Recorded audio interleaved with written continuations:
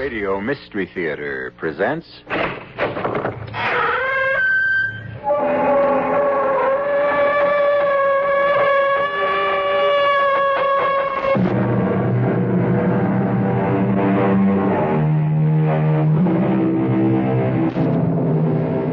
Come in.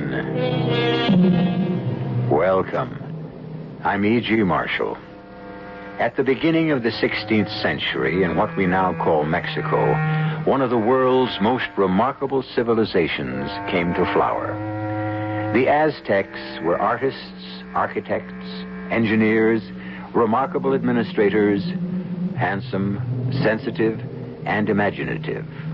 Only one thing marred this great people: their cruel religion, which demanded and exacted the most terrifying sacrifices to the gods.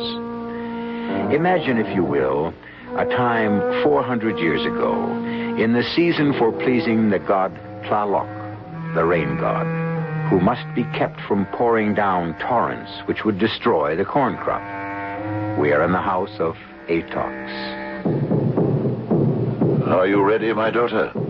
Yes, my father. You are not afraid?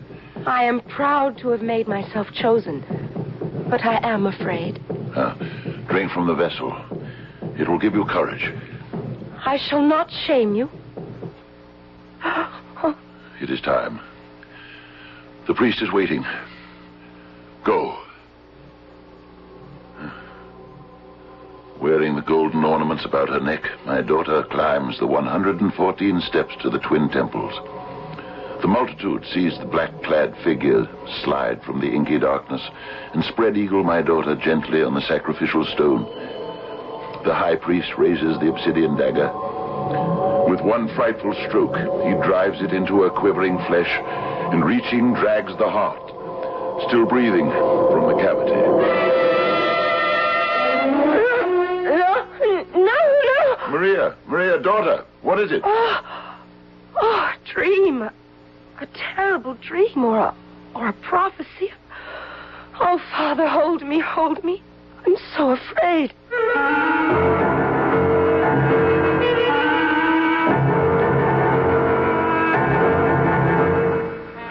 Our mystery drama, The Altar of Blood, was written especially for the Mystery Theater by Ian Martin and stars Fred Gwynne. It is sponsored in part by Anheuser-Busch Incorporated, Brewers of Budweiser, and Sign-Off, the sinus medicines. I'll be back shortly with Act One.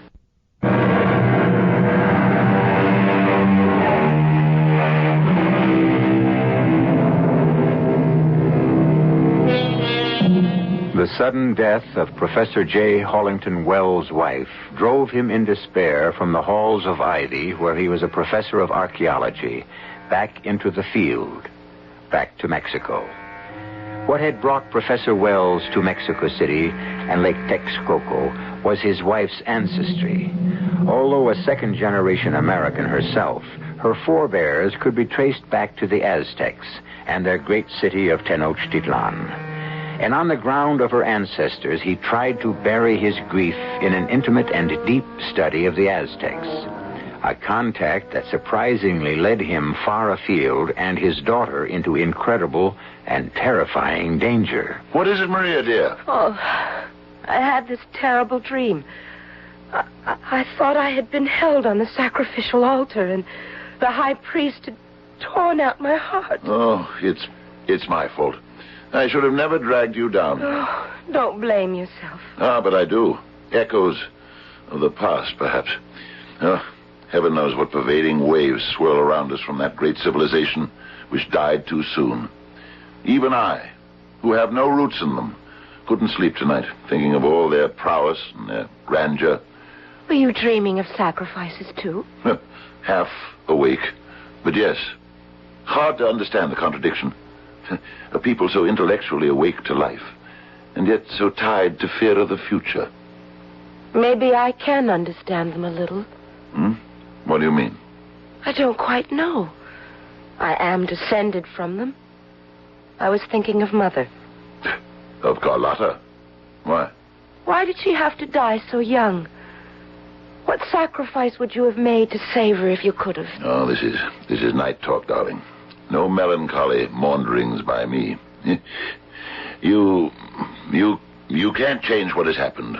We came away to try and write off a personal tragedy. Except that you didn't pick the best place to forget. Yeah, I suppose you're right. Yeah.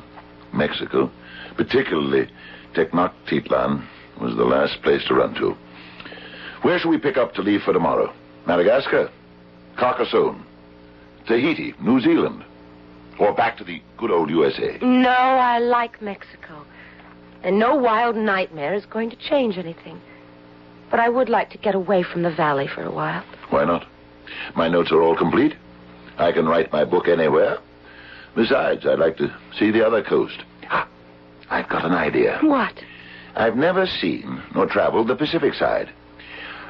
We'll rent a car and drive through Guadalajara to Puerto Vallarta and down to Playa Colorado for a real vacation. Playa Colorado? It's one of those new clubs that provide a total vacation, which are opening up all over the world. Inexpensive, good food, scads of young people for you to meet instead of hanging around with an old fogey like me. That isn't the way I think of you. Yeah, well, I'll accept the compliment, but then insist the wiser head must prevail. What you need is someone your own age to blow the past right out of your head. And that's just what I'm going to arrange to have happen to you. Now, go back to sleep. And no more dreams. We're really leaving the past behind now. Good night. I love you, Father. I am sleepy. Good night. Oh,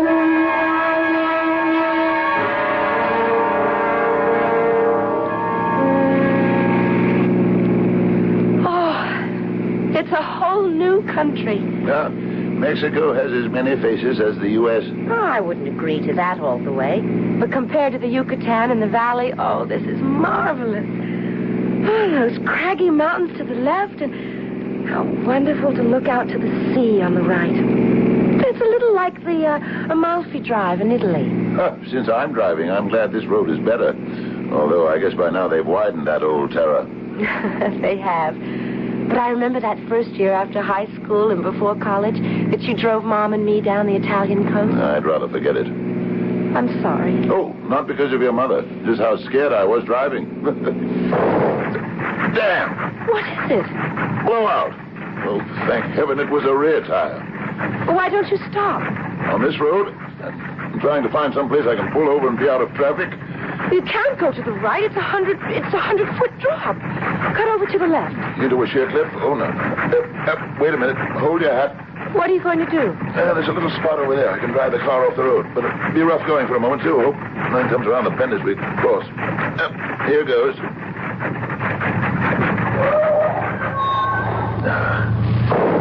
Oh, damn. Another tire? I'm afraid so.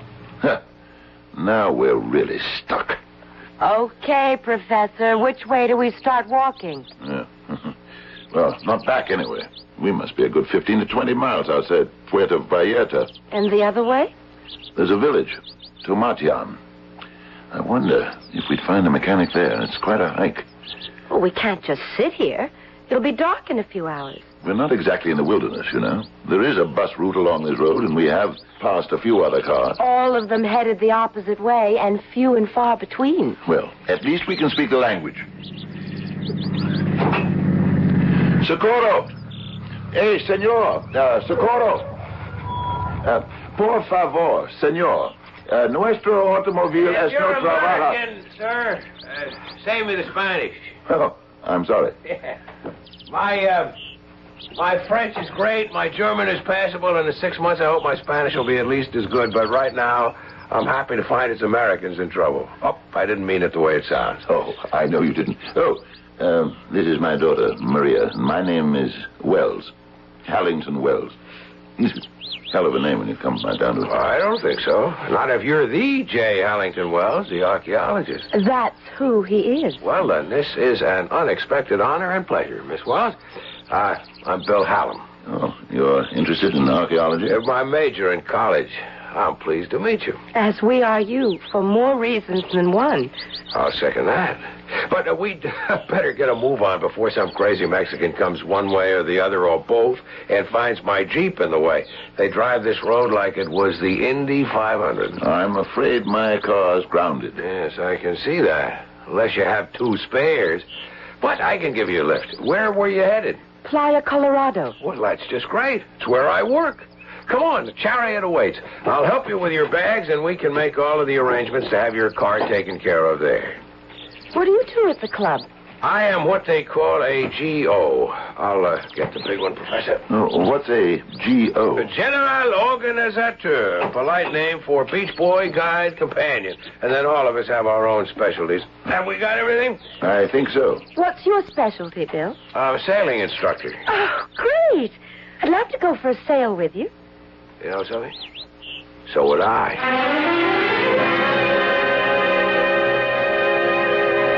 I don't normally get knocked off my feet by the body beautiful. My parents, background, natural affinity has been more for brains than brawn. But it was obvious Bill had both.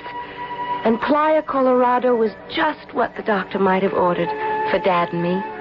Glorious meals, a hacienda-type bungalow hanging on the mountainside over the sea, complete informality, and most of all, a return to the present, a cutting of a link with the past that had obsessed me all my life, my Aztec heritage, and my father's absorption in yesterday rather than today. And the best part of all was my daily sail with Bill. All right. Heaven. Stand by to come about. Oh, do we have to? Oh, on this tack, if we go any further, we're committed to go right out of the bay into the Pacific. Why can't we? It get a bit rough out there. Well, I don't get seasick. Yeah, we're not supposed to. Oh, come on. You know the clubs between turnovers. There are plenty of other boats. And we have the kicker if we get in real trouble. I can't think of anyone I'd rather get in trouble with. Well, then hold your course, matey. There's a little cove out there beyond this big island or whatever it is. Can we fetch that cove? If the wind doesn't shift, I'd reckon. And we've plenty of gas to get home if it picks up and we have to sail back inland. Then take me there? Lady, I will kid you not. I would take you to the end of the earth if you ask me, and care not a whit if I ever return. That's very nice. You're quite a poet, Bill. So is every man in love. Oh, look out for those summer romances. Now, it's a lot deeper than that, Maria. I know. But let's give it a little time to grow up.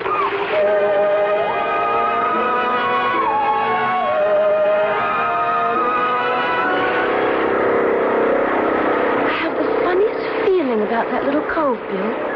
Did you like it? Who knocks paradise? I think it's just what Dad's been looking for since Mother died. You know that big mound that juts out from the mountain with a sort of mesa on top? Yeah. It'd be the perfect place for a small house. There's water from the stream above. You could cut a driveway down from the main road. There's electricity and phone lines there. I wonder who owns the property. I think it's state land. The alcalde in Manzanillo would know. Could you take Dad over there tomorrow to see it? Sure. But, you know, building there wouldn't be all that easy. That's practically jungle, matted with mesquite and cactus and vines. And there's only a thin layer of soil over sheer volcanic rock. I know, Bill, I know, but I don't know how to say it. Something calls me there, tells me to go there. Insists that I come back to stay. I've got to go back. No matter what, I have got to take Dad to see it. We did go back, and Dad's reaction was just as strong as mine. It was like coming home. So 2 days later, we found ourselves discussing the possibility of buying the property with the mayor of Manzanillo. And as I say, senor, it can be bought. For a very fair price, I hope. Oh, yes, the price is cheap, but I am aware of your prominence, Dr. Wells, and I'm also well aware that your daughter is of our people historically.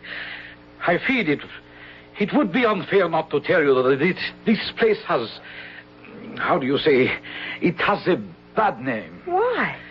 It is a forest, a jungle, no? From the road, yes. There is much wildlife, more than is usual in this part of Mexico. I don't mean the snakes, the iguana. I mean the jaguar, perhaps the puma even. In this area, there have been many unexplained deaths. You mean man-eating jaguars? Something like that. What do you mean, something like that?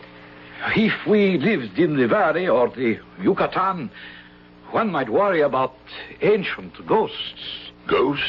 The men and occasional animals who have been found dead all died the same way. How? The senorita will forgive me. I try not to be too, how do you say, graphic. But the chest has been torn apart and the heart removed and taken away. The rest of the body has been untouched.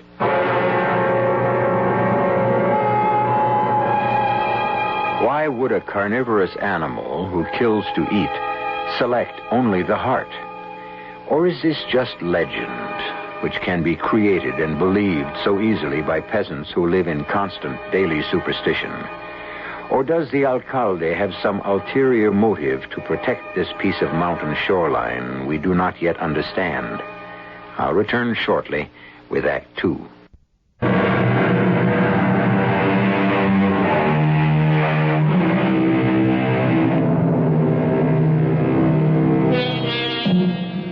Whatever the alcalde's doubts may have been about Vista de la Laguna, as the property turned out to be called, Maria and her father brushed them aside. They were impelled, almost driven to buy. The transaction was simple, and within a week, mestizos were hacking and grading a rough road down from the main one. In less than a month, the foundation had been dug, and late one afternoon, Bill had come down to visit them at the temporary trailer in which they were living. Hey, your building crew cuts out pretty early. One cloud over the sun, even the hint of darkness on the way, and they are over the hill. Vista de Laguna doesn't enjoy much reputation except between Maria and me. You see no signs of jaguar or puma? No. I had the bush beaten pretty thoroughly before we bought, and there was no sign of track of them. How do you suppose the legend built up? Search me. This isn't land for those creatures anyway. You don't suppose... Suppose what? Well, you know, the business of the heart being torn out, that's so Aztec or Mayan or... No, the Mayans never spread west beyond Oaxaca, as far as we know. And the Aztecs were concentrated in the middle of the country. Although, we know after Cortez and the invasion, they scattered and were driven west. There is some belief that they may have occupied a small strip of the Pacific coast. Not here, Daddy. Please, not here. Unlikely. And yet... Hey, look, I didn't want to throw a damper on the evening. I brought a big picnic hamper from Louis Pierre, the chef du village, and some champagne. That's nice of him. What's the special occasion? Well... I meant to speak to you sooner, Daddy, but, well, the days are so full, and we haven't had much chance to talk about anything except all this. Getting the old ball and chain settled. So you young folk can be free to enjoy each other and a life together. I love him, Daddy. Well, even the myopic old daughter like me can see that. What's that? Sounds like thunder. Oh, no, not yet. Too early. It could ruin the corn crop if the rains come, and we'd have a moat instead of a foundation ditch. Which reminds me. What? I'm going to grab me a shovel. I want to dig at least a couple of shovelfuls of earth out of the foundation I'm building for the rest of my life. Me too. Well, while you ants are busy digging, I'll haul the picnic out of the Jeep. Sounds like some storm. You could feel the earth tremble. I'll lug the basket under the trailer canopy just in case. Getting dark.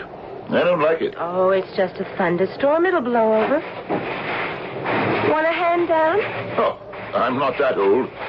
Look out. See? Spry as a 20-year-old. Okay, let's dig our marks into posterity. Shovels ready? Aim. Go.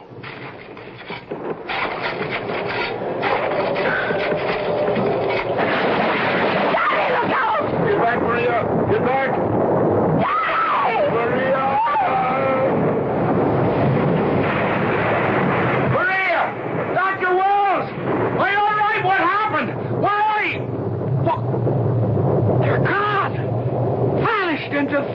there.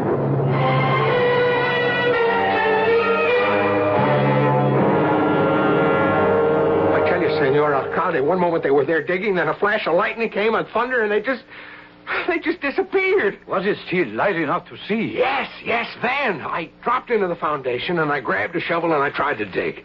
And it hit something solid like lava. After I cleared away the loose earth, I could see that it was a great flat stone like... Well, I found an edge, and I tried to pry it, but you couldn't budge it. It must weigh tons. We've got to get a backhoe or a crane up there and try to find them. Hey, we will do what we can. But I am afraid when we find them, it will be like the others. What do you mean? The gossip of the viejos has always been that some of the Aztecs fled through the pass in the mountains from the Valley Manzanillo and made a colony. That is why Vista de la Laguna bears la maledición del diablo. I think the professor and his daughter have been stolen as a sacrifice against the early rain. I hadn't taken more than my shovelful of earth, scraping it off the hard surface below, before I knew what I was uncovering. An Aztec sacrificial stone. And at my next stroke, never mind the elements and the pyrotechnics around us, I must have struck some concealed spot that controlled a balance mechanism. For in a moment, both Maria and myself were flipped by the great stone into a chamber below. No sooner were we deposited there than the 5 or 6 ton slab reversed itself on some complex counterweight system and sealed us in this tomb. You all right, Maria? Oh, yes, a few scrapes and bruises. You? Nothing I can't live with, if we're going to live. But wait a minute. What is it? My lighter. Where are we? In a chamber under the sacrificial stone. What sacrificial stone? Our lovely mountain Erie, looking out over the cove, was obviously an Aztec pyramid, covered centuries ago by either lava from an erupting volcano or just possibly the encroachment of hundreds of years of jungle growth growing in wind-blown earth. Well, if the stone tipped one way, it can tip the other, can't it? If we can find out how to do it while there's oxygen or light enough left. Look for some counterweights. Maybe we can trace what operates them. Or maybe Bill can do something from up above. Yeah, maybe. This light won't last long. But there's one good sign. What? We're not sealed in. There's air coming from someplace. Wait. Here it is. The staircase. Going down. Where would that take us? Perhaps to the burial vault. Perhaps to ground level. And the way the Aztec priests used to climb unseen to the temple. Yeah, and the air smells fresh enough. Shall we try it? Why not? Just a curious feeling I have. You're trying to hold something back from me. What is it? I don't know how to tell you. It's a ridiculous, superstitious feeling. But I have this inescapable certainty that if we do descend these stairs again and come out into the world again, it won't be the same one we know. You don't have to put it into words.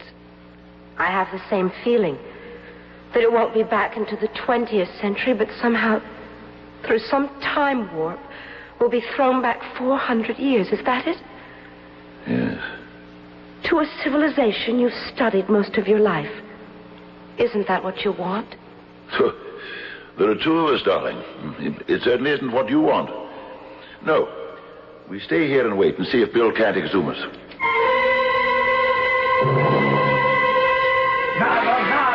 it, Alcalde? La grua is... what do you call it? The crane is fallen off the road. Oh, Lord. The rain has made the edges soft. Now we must send for another one to pull this one back up again. If they're trapped under that stone, they could smother to death. It is unfortunate, Senor Vil, but que se puede hacer para creer en Dios. Well, God or somebody had better get a move on. Daddy. Yes? Is it hard to breathe? Yes. What time is it? I can't see without my glasses. Here Can you read my wristwatch? Looks like a little after 5:30. Should be daylight pretty soon. Oh, that means we've been trapped here for over 8 hours. Oh, it is hard to breathe. And I'm cold. Yeah, I guess neither of us were dressed for an adventure like this. Me in shorts and a thin Mexican cotton shirt, and you in that pareja you bought at the club. Lovely for Tahitian shores, but not made for catacombs. One way or another, as we're dressed, we could pass for ancient Aztecs, or Toltecs, or some related tribe. One way or the other, we may be joining my ancestors if we don't get somewhere warmer and with more air. I think you're right, darling. I guess we'll have to try the steps. If we only had some light. Oh, I have a match folder in my bra. I left my cigarettes on the bank when I jumped into the fountain ditch. If there was only something we could just make a torch out of. We don't need one. What? We'll light a match when we need one. But we can feel our way. It isn't that far down. How do you know that? I don't know. I just know. There's the start of it. Keep your hand on my shoulder. I'll lead the way. You sound as if you know it. I feel as though I'm beginning to remember. Remember what? Oh, the match went out. Where I came from. What I was meant for. Where I must go. Come, Father. They are waiting. Light a match, Maria. None left. It doesn't matter. I know the way. This is the last step, except one. The step to open the great stone. Watch, Father.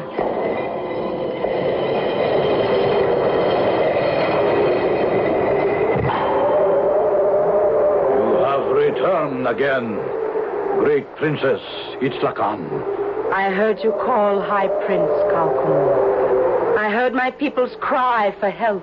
Tlaloc, the rain god, hurls down his spears of driving water to destroy the corn, the life of our people.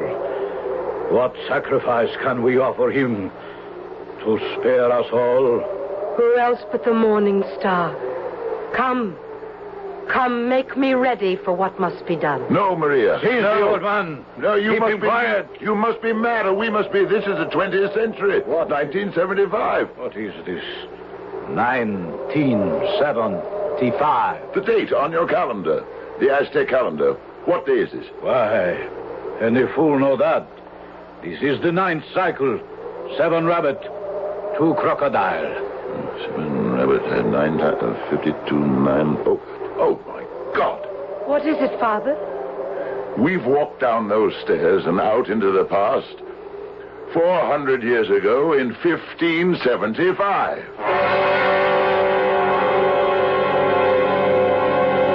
From the moment the great stone ground open and let them out into the light at the base of a great pyramid, they have spoken in Nahuatl, the speech of the Aztec. The professor haltingly, as with a foreign tongue, but Maria fluently and confidently, as though it were her own. Is she the reincarnation of some ancient princess, dead for over 400 years? I'll return shortly with Act 3.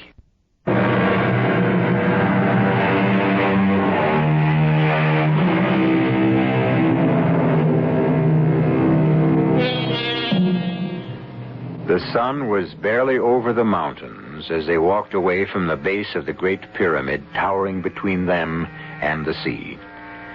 The professor, looking about it, was transfixed with mingled disbelief and wonder.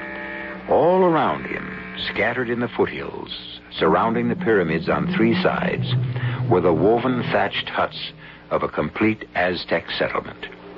High above, where he and his daughter had stood last night, planning to build a house, were the temples and the sacrificial stone. Maria. Yes, Father, what is it? Can you believe what we're seeing? I believe because I remember and speak in Nahuatl. It is not seemly to talk in a foreign language before the high priest. Oh, the devil with him for the moment. I'm more concerned about you. What's happening to you? Maria, this is a dream. A fantasy. It can't be real. But it is real. Darling, it's impossible. Look, only last night, you and Bill and I were standing on top of this great pyramid here, only it was buried in the debris of centuries, and we were planning... Bill? Sure. Bill, the boy you're in love with. Oh, don't try to kid me that you're not. Bill? I can't quite remember. Look up there. He must be going frantic trying to find a way to get us out of the trap we fell into. I see no one there but the temples and the stone. Do you? Well, no, not at the moment. What do you and the old one talk of in these strange words, Princess Istahkan? It is of no matter, Calcumul. He speaks our tongue less smoothly. The rain clouds are gathering again. The smoking mirror god frowns on us, and Quetzalcoatl, the plumed serpent, has deserted us in our need. Last year there was a drought. We lost a third of our people. If the corn is lost this year, we perish. I will go to my place to make ready. Take my father and make him drink of Oxley, so his spirit is prepared for what must be. It shall be as you say, Princess. Father, you stay here. There's something I have to do. No, Maria. No, I'm not letting them separate us. Come, old man, you will do as you are told. Here you mean nothing. Seize him. No. You shall not harm him. He will not be harmed. You have my word. I will see you, my father. Pray for me and the god of the sun to keep the rain from us. No, Maria. No. Don't go. There is nothing you or any man can do. It is written in the stars. Come, drink of Oxley and look for forgetfulness.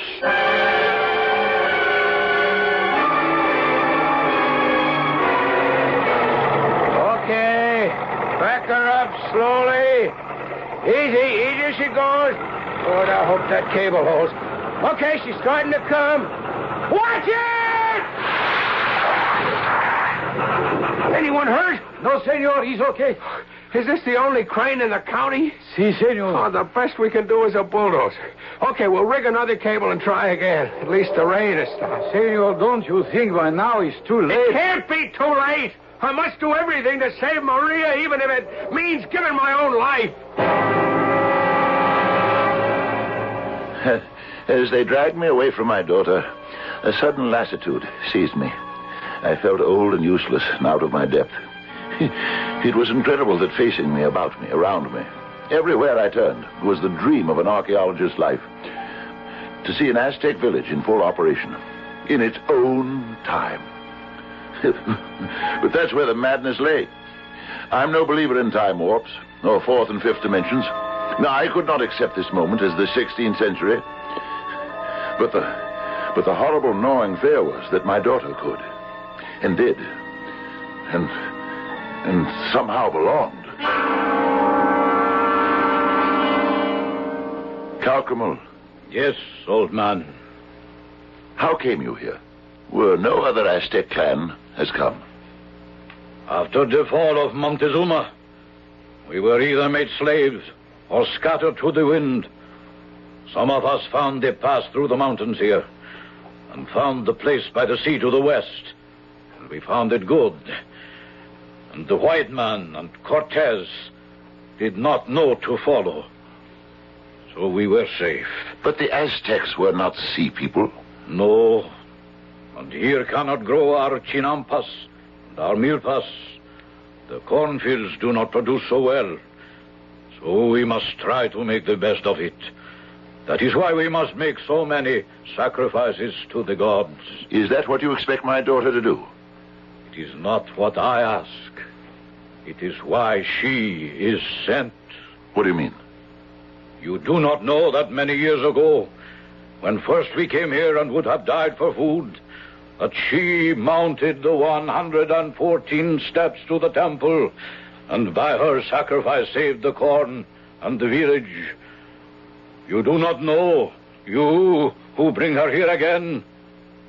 Are you not from the gods, too? In a way. I don't know how to explain it to you, Calcumul, but we are from 9, nearly 10 sheaves ahead in time, from a world you will never live to see. Or your children or their children, or their children after them. Ah, you come to destroy us. If you must have a sacrifice, take me, not my daughter. You are not a royal princess, or from a royal house. I am her father. So you say. Of you, I know nothing. Of the princess, I have seen with my own eyes the living pictures, the Toltecs traced of her inside the temples. We must put our faith in her. I won't let you harm her. What can you do? You are old and weak. See that he is made to drink of Oakley, so he loses himself in dream.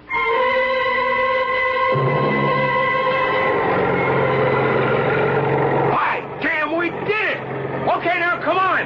Let's get the crane down to the mesa and get that stone block lifted.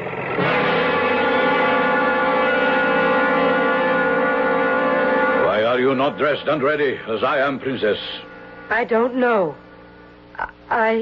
You are not as you were before. Before?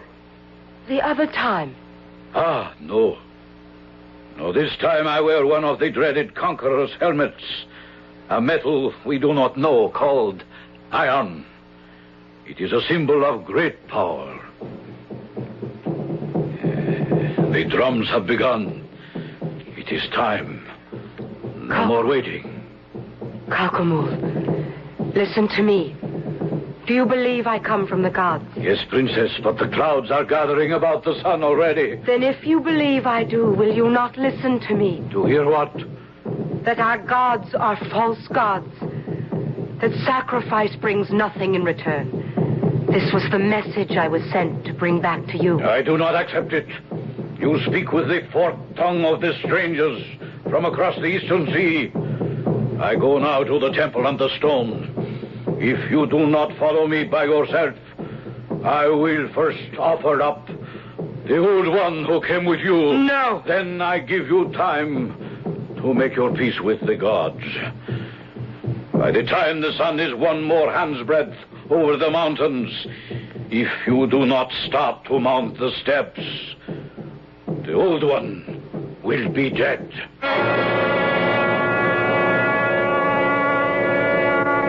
Have you ever tried to wake yourself from a nightmare beyond belief and failed? I can't explain the feeling that I was part of this ancient culture, that something like this had happened before, that perhaps I was facing destiny.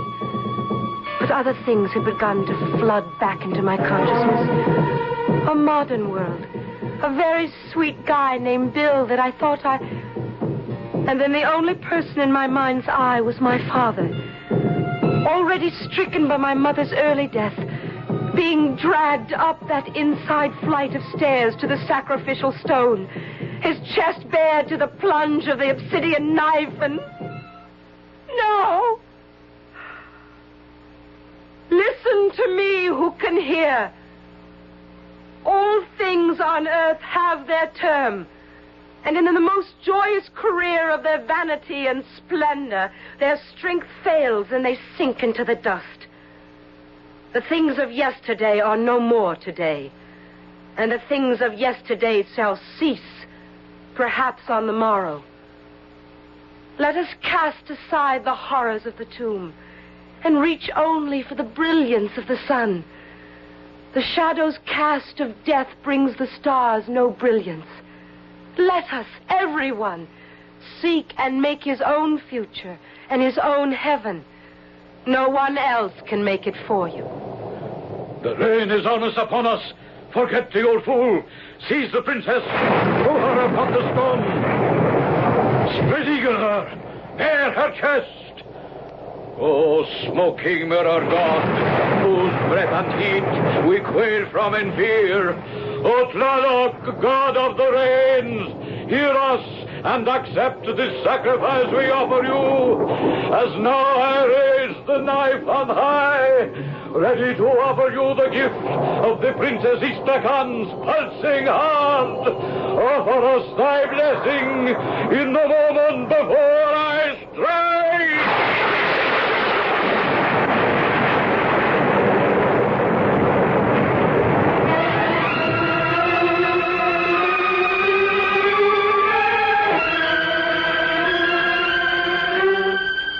Daddy, what happened? A bolt of lightning went straight to Calcumo's iron helmet as though he were a lightning rod. Oh, but the explosion. A volcanic eruption. Probably what buried this civilization 4 centuries ago. You mean we're back in the present? Locked in. Yeah, in our own tomb. Oh, I can't breathe. Maria, oxygen almost gone. The stairs. There are no stairs. Blocked by the rubble of centuries. Even if there were, would you dare go down them again? Oh, Daddy. Daddy, hold me. I don't want to die. Then perhaps we could offer a prayer. Not to false gods, but to the true one. Almighty God, Almighty Father, I ask this, not for myself who have lived long enough, but only for my daughter. I ask for her the gift of life. Maria! Professor, are you all right? Yes, Bill, yes. They're all right. They're alive. Gracias a Dios. Oh, Daddy, we're alive. Yes, thanks to... Did you hear what the alcalde said? Thanks to the blessing of God.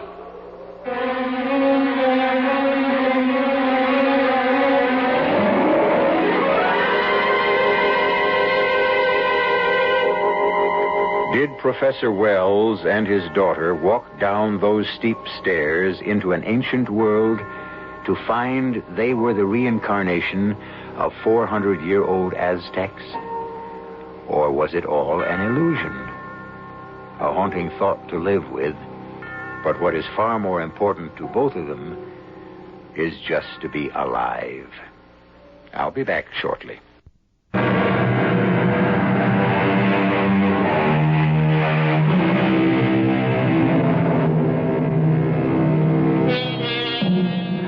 Just one further note before I leave you. Excavations now in progress at Vista de la Laguna prove beyond a doubt that there was an Aztec village there some 400 years ago that was buried in tons upon tons of lava and ashes from a volcanic explosion. And in one of the temples, there is a painting of the Princess Itlaca, which bears a remarkable resemblance to Mrs. William Hallam, nay, Maria Wells. It's a tantalizing thought that maybe... Well, it's only speculation. We'll have to let it go at that. Our cast included Fred Gwynne, Jennifer Harmon, Mason Adams, and Ian Martin. The entire production was under the direction of Hyman Brown. And now, a preview of our next tale. I lay awake, tortured by this miserable, painful arthritis, my fingers, my legs. By the light of the full moon that was pouring in through the window, I kept staring at that portrait of you on the wall over there. Katie, please. Now, don't interrupt me. There you were, as you are now, young, strong, handsome. And as I gazed at that painting, a mist, a cloud of some kind seemed to cover over your beautiful features, to cover your face completely. As I looked, I realized it had been painted as if a thin cloth had been placed over your sweet face. The kind of cloth is placed over the features of a corpse. Oh, Katie, that's ridiculous. Look at that painting now. Now, you must not laugh at me. As I continued to study the painting, I saw below the edge of the cloth the dark blue marks of fingers on your throat. Radio Mystery Theater was sponsored in part by Sign-Off, the Sinus Medicines, and Anheuser-Busch Incorporated, Brewers of Budweiser. This is E.G. Marshall inviting you to return to our Mystery Theater for another adventure in the macabre. Until next time, pleasant dreams.